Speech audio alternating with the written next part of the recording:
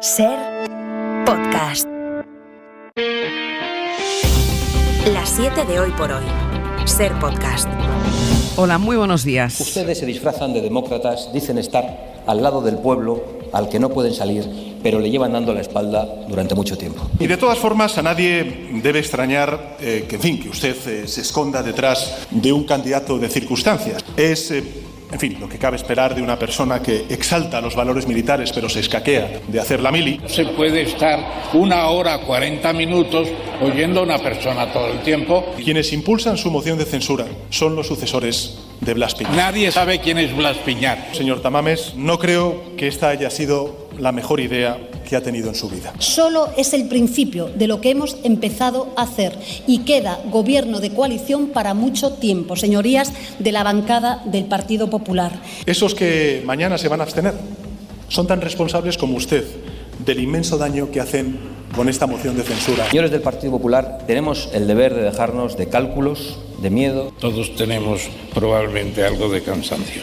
Ramón Tamames pidiendo la hora, Pedro Sánchez y Yolanda Díaz haciendo equipo para defender la coalición y la gestión del gobierno, Podemos reclamando su espacio, Abascal contra Sánchez y todos presionando al gran ausente, al presidente del Partido Popular, Alberto Núñez Feijóo. Así ha sido el primer día de debate de la moción de censura y hoy toca el desenlace. Que va a tener un resultado previsible, salvo muchísimas sorpresas. Solo los 52 diputados de Vox van a apoyar su propia moción. Los populares se van a abstener y el resto del Parlamento votará en contra. José Luis Astreola. Hola, buenos días. En 2 horas se va a retomar ese pleno con la intervención ya del partido aludido en todos los discursos, la portavoz del Partido Popular, Cuca Gamarra, que va a ser la primera en hablar esta mañana. Y hoy además será el día en el que Ramón Tamames, el candidato, responda a todos los grupos que subieron a la tribuna. Ayer, cuando se esperaba que lo hiciera, decidió marcharse y que acabara la sesión. Guillermo Lerma, buenos días. Buenos días. No habrá sorpresas, al menos en el panel de votación. Los 52 diputados de Vox se quedarán solos en el sí a Tamames, los de Feijóo en la abstención y el resto de grupos se posicionarán en contra, así que una mayoría amplísima de la Cámara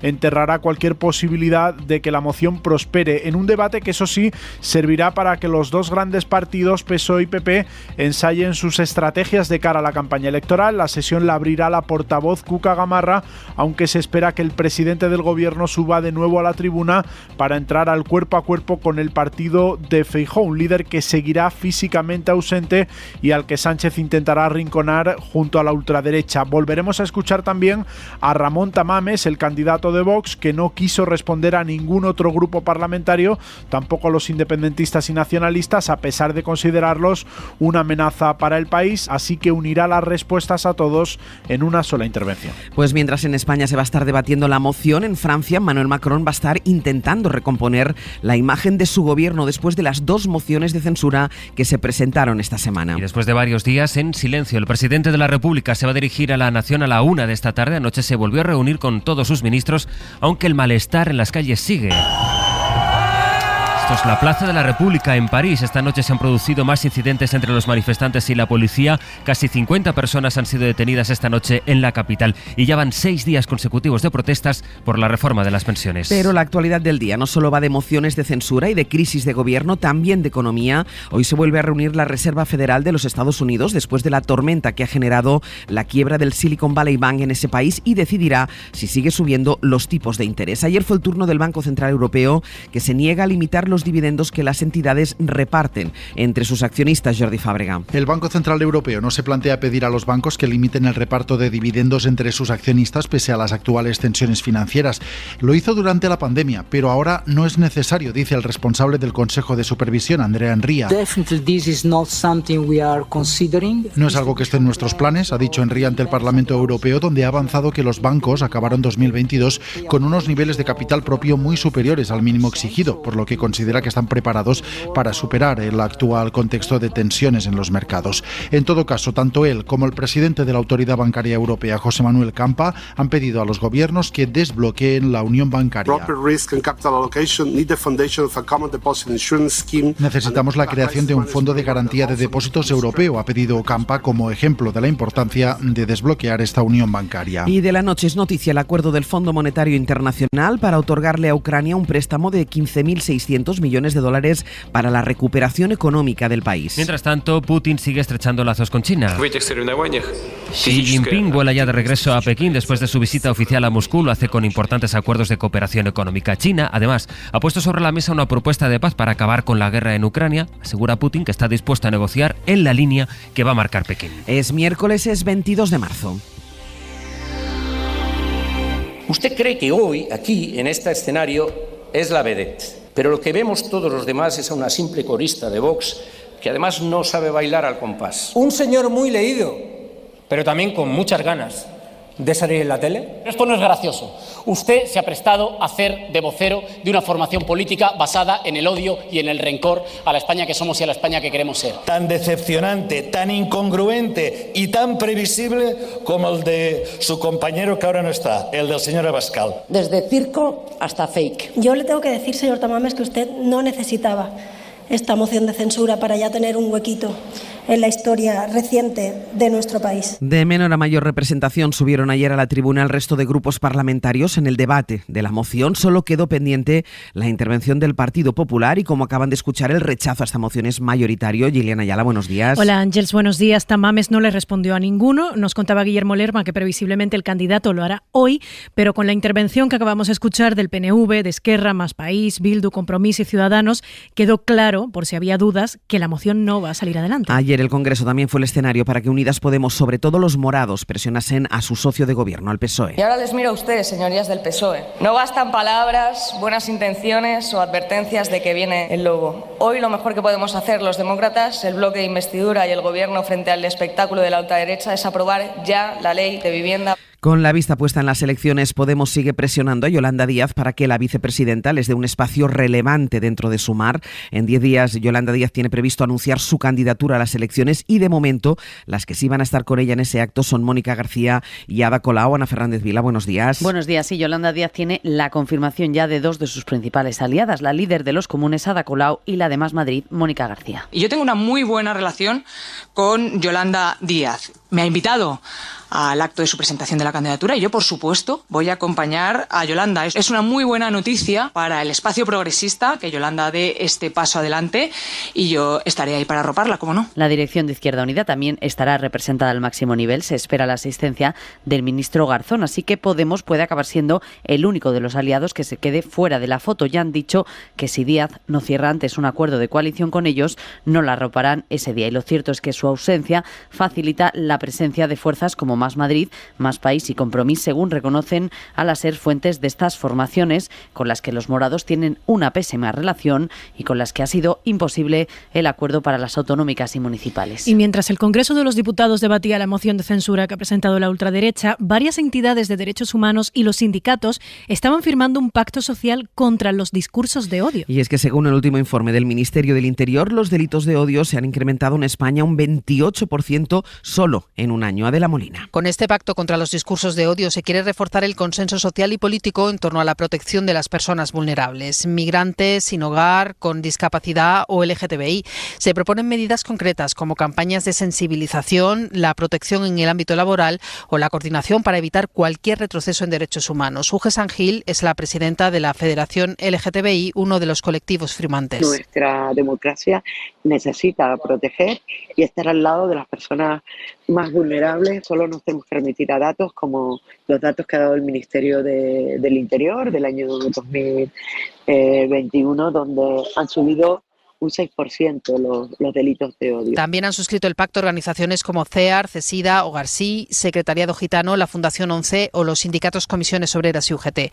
Todos reclaman además a los grupos políticos un pacto de Estado y han entregado una copia con sus reivindicaciones a representantes del Ministerio de Igualdad, el PSOE, Izquierda Unida o Más País.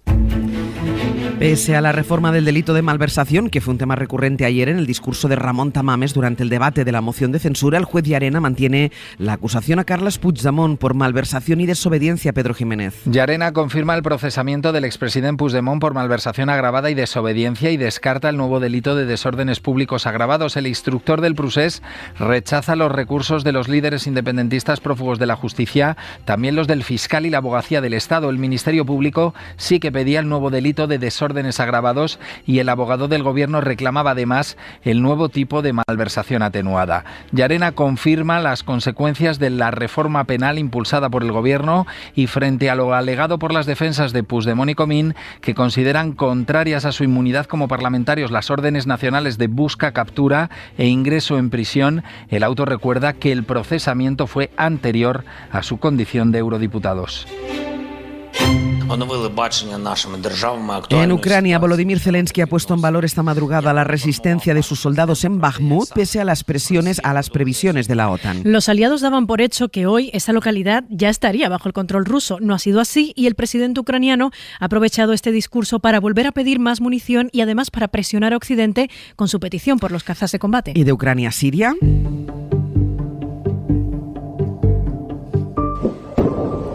Esta madrugada también nos ha dejado este sonido. Según el Ministerio de Defensa sirio, Israel ha atacado esta noche el aeropuerto internacional de Alepo.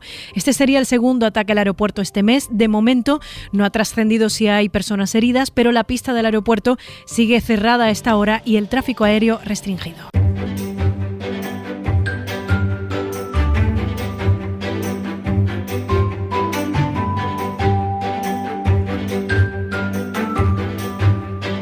Saludamos en la Comunitat Valenciana, en Radio Valenciana Talents. Bon día. Bon día, Ángels. Y en Galicia, Ricardo Rodríguez. Richie, buenos días. ¿Qué tal? Buenos días, Ángels. Mira, Ana, voy a empezar contigo porque alguien un día dejó un colchón abandonado en Alicante, en una calle de Alicante, entiendo, y esto sigue apareciendo en Google Earth. Sí, bueno, a casi todos nos gusta buscar en Google Earth o en Google Maps pues cómo se ve nuestra calle, nuestra ciudad, la Gran Muralla China, la Torre Eiffel, la Estatua de la Libertad, se pueden ver desde el espacio. Pues en Alicante, gracias a Google Earth y a Google Maps, y al lado de un polígono llano de Espartal, donde se ubican centros logísticos de grandes empresas, se puede ver un colchón abandonado.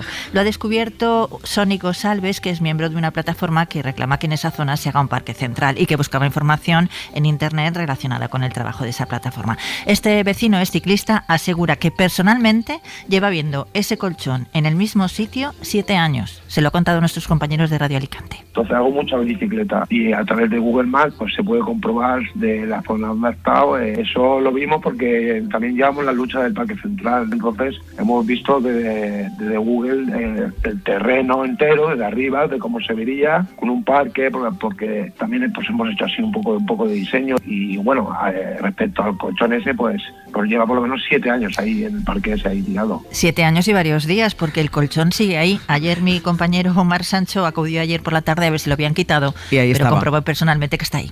7 años el colchón en el mismo sitio.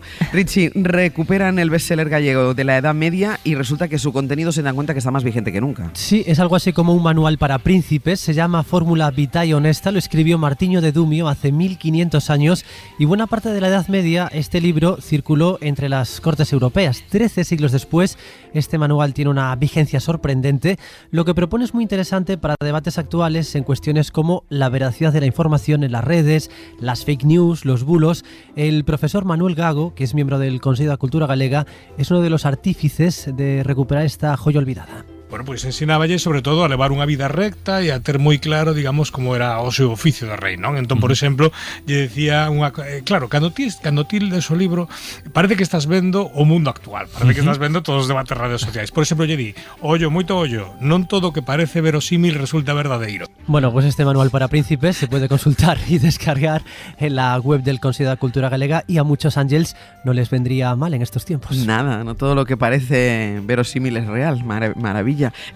Ana, la ciudad de Les Arts, que va a convertirse o se ha convertido ya plató de rodaje de Star Wars. Sí, bajo el más absoluto secreto y quizá con cláusulas de confidencialidad para los figurantes. La ciudad de Les Arts y Lesienses se ha convertido en el escenario donde se está rodando la segunda temporada de Andor, que es una serie de Disney Plus, precuela de la segunda trilogía de la saga oficial de Star Wars. Pero claro, con semejante despliegue, pues es absolutamente difícil que pase desapercibido, porque hay una treintena de camiones, furgonetas y caravanas con el material técnico y ocupa uno de los laterales del complejo que diseñó Santiago Calatrava. Y claro, los turistas que visitan cada día pues esos edificios pues no paran de preguntar a los trabajadores del complejo y estos dicen que no saben nada, solo que el lunes pudieron ver a 700 figurantes. Vaya. Que son los que se han contratado. Vaya, Saste, podrías haberte apuntado. Es que tengo cláusula de confidencialidad. Ana, Richie, hasta luego. Hasta luego. Adiós.